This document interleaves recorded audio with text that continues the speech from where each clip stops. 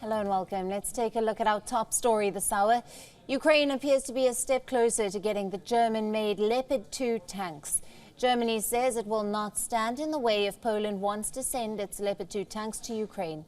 This comes amid Ukraine preparing for an expected new Russian offensive. Germany says it is ready to authorize Poland to send German-made Leopard tanks to Ukraine to help Kiev fight the Russian invasion if Warsaw makes such a request. The comments appeared to signal that Berlin was ready to authorize European countries to deliver German-made tanks to Ukraine. Germany's nod comes as an apparent shift in its position under pressure from European allies to let the Leopard tanks go to Ukraine.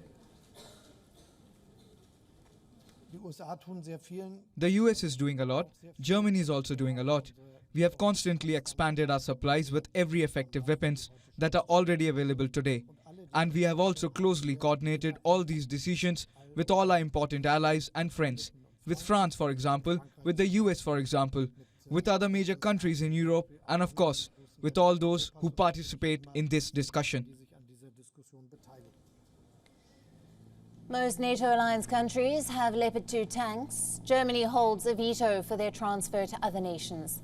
Earlier, Western allies had pledged billions of dollars in arms aid for Ukraine, but Berlin had said that it will send Leopard 2 tanks to Ukraine only if Washington sends its own Abrams tanks. Ukraine says the Leopard 2 would give its troops more mobility and protection ahead of an expected new Russian offensive. The US, on its part, says Abrams tanks are inappropriate for Ukraine as they run on turbine engines that require too much fuel. And looking at Ukraine's strained logistics system, it would be difficult to sustain. Russia's defense ministry says its forces are improving their positions in Ukraine's southern region of Zaporizhia. Ukraine says the situation in the region is difficult but remains under control. Meanwhile, another show of support from the UK. The former British Prime Minister Boris Johnson was in Kiev on Sunday. Zelensky said that the visit was symbolic as it took place on Ukraine's Unity Day. The former UK Prime Minister also pledged that the UK will be standing with Ukraine for as long as it takes.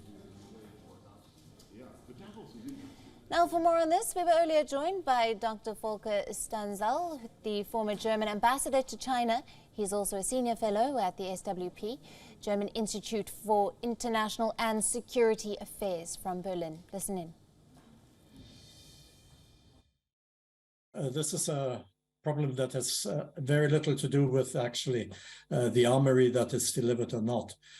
Even though the Leopard tanks will have a big impact on the situation on the ground, they are not the game changer.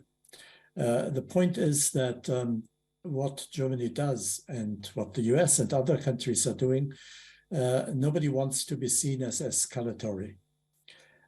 You know, we always hear an age-old theory that democracies don't go to war. People don't like to go to war, and what you see in Ukraine is frightening.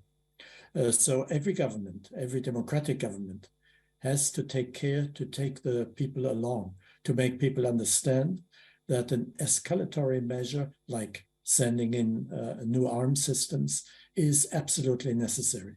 Obviously, to put it ironically, the Russians are doing a lot to convince the people in Germany, in other countries, that they have to support the Ukrainian army and the Ukrainian people.